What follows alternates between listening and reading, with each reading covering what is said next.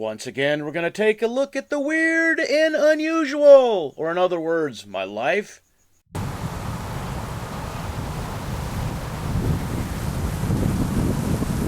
Hi everybody, Beanmeister22 here. Today we're going to look at something, like I said, weird and unusual. Before we get into the subject of this video, the question must be asked, is this real or is this fake?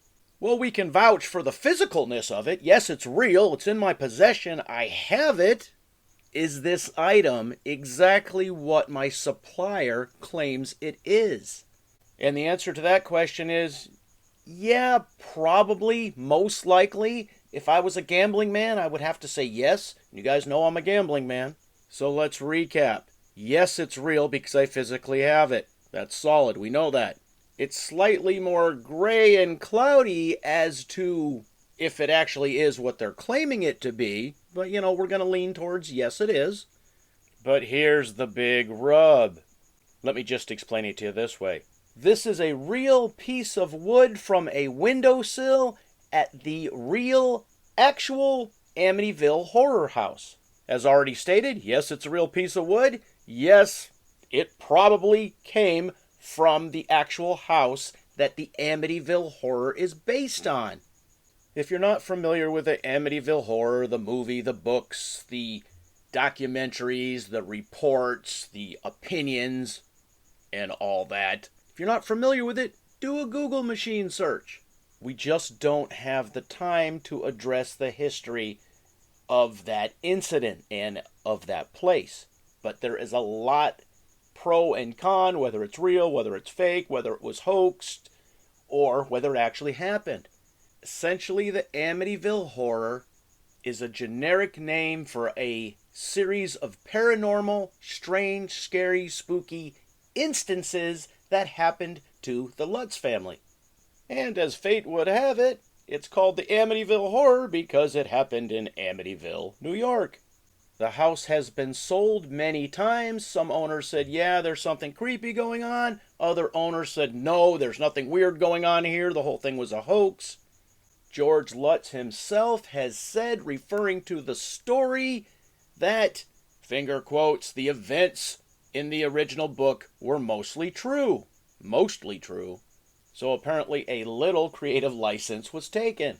Additionally, per Wikipedia, in 1979, George and Kathy Lutz took a polygraph test and passed it, which should essentially tell us that the circumstances and the story and the situation that happened there in that house is either true or they believe it to be true. Now, we live in a world where truth and fiction is so blended together, where people talk about their own truths, not the real truth. So we have to take that polygraph test with a grain of salt. But certainly it's much more evidence to it being true than if no polygraph test was taken. So what we can state as a fact, here is a piece of wood that most likely, probably, almost certainly came from the house that the Amityville horror story took place in. That we probably know. Why do I have it? Why does it exist? How did I get it? Alright, so if you go online to the Google machine, you go to places like eBay or other online sellers or sellers of collectibles. There are people who sell items and they are listed as artifacts or relics.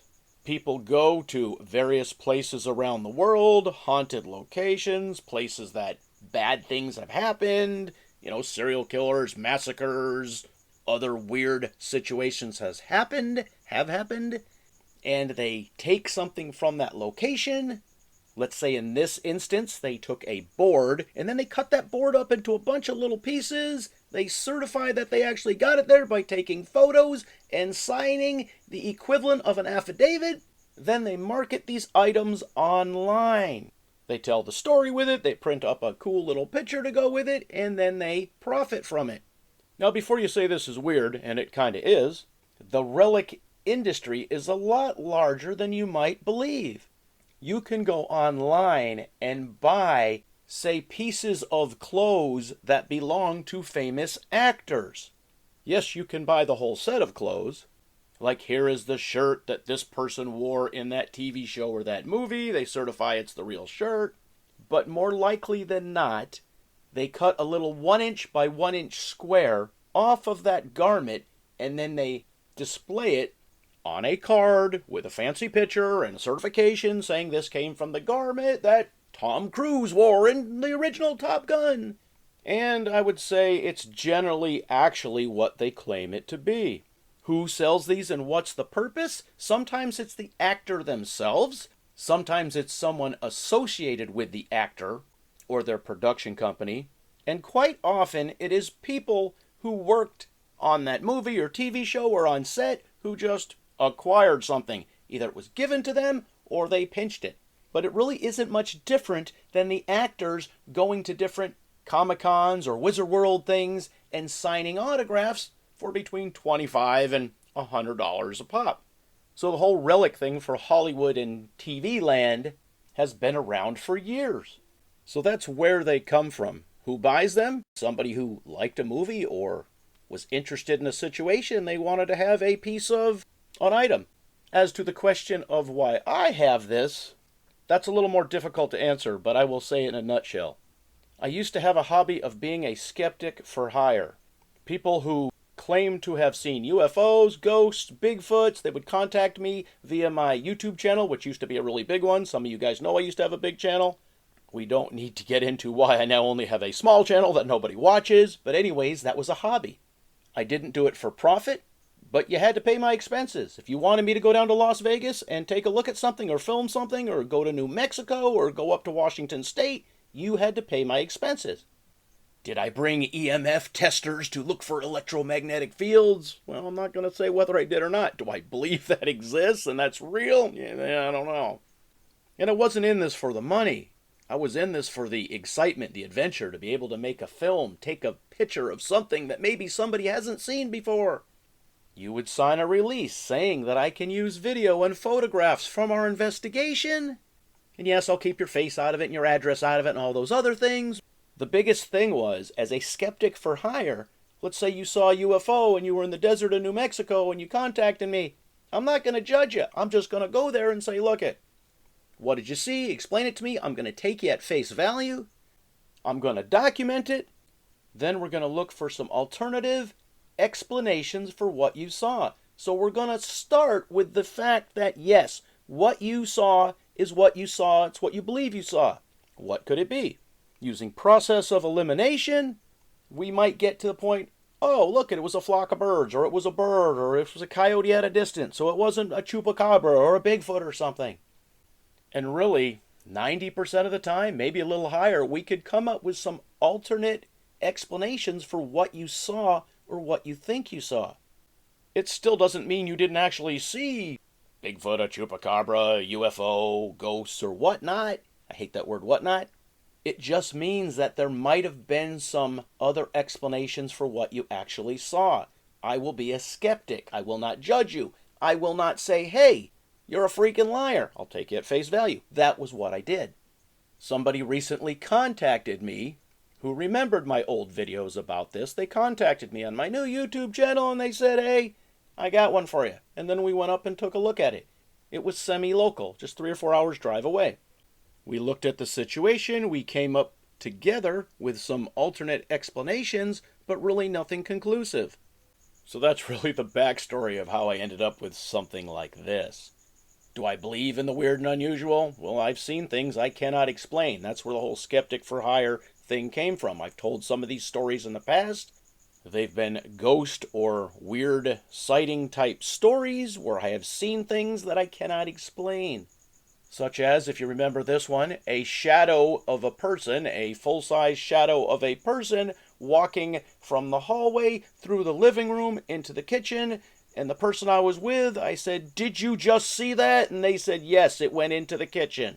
How do I explain that? I don't know. But if there was somebody I could have contacted who was a skeptic, who wouldn't judge my story and our story, and they could have said, okay, it could be this, this, this, this, and this. I am too close to that story to really come up with anything else legitimate for an explanation.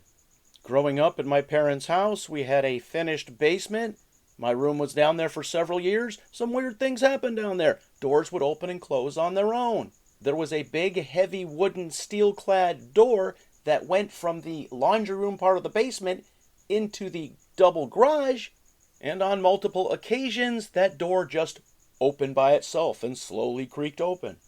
This was a very heavy door. As a kid, it took some effort to open and close it. How did that happen? I don't know. Is there a reasonable explanation for it? Yeah, there probably is. And that's where a skeptic who could have came in and said, look, it was this happened. What were you doing? Where were you standing? It would have been a help to me. So that's why I started doing this sort of thing. As for my qualifications, I don't have any. I'm just a dude that you can say, hey, this is what happened, what do you think? And you're going to know that your story will be with me in confidence. And you ask, how can it be in confidence if you're going to make a video about it or tell people about it? Well, I'm not going to use your name. I'm not going to say where it is. I'm not going to reveal anything that would allow other people to figure those things out. So yeah, that's why I ended up getting this artifact, finger quote, relic, from a supposed haunted or strange phenomenon location. And I'm going to do a few tests on it. Will I make a video about that? Yeah, maybe I will, maybe I won't. Today I just wanted to show you, look, I got something weird from a supposed haunted house. Here is why I did it. You don't have to believe it's real. You don't have to believe in ghosts or haunted things or anything. Look, this is just what I got. And if I'm going to be a skeptic and go and look at strange places and things again, I'd like to maybe take some looks at some items or objects from places that supposedly did have a real paranormal incident happen at that location. Alright, do you know anything about the Amityville horror house? There are books, there are documentaries, there's a weird movie. Remember, they take artistic license. The story that you are viewing or reading or researching may not be exactly what happened. Because really, if just some weird things happen, some doors open and close, even if they were heavy doors, you're not going to make a movie about that. That door has to open and close, and then blood needs to drip from the walls or something. Otherwise, who would watch it, right? So that's where this whole artistic license thing comes in. As for me, I got no reason to lie, because I can't profit from it. Nobody's watching my videos, and it really doesn't matter. It's just one of the hobbies of the weird things that I do and the weird things I collect. And those of you who know me, you know I collect a bunch of really weird things. Alright, so leave your comments in the comment section. As always, thanks for watching.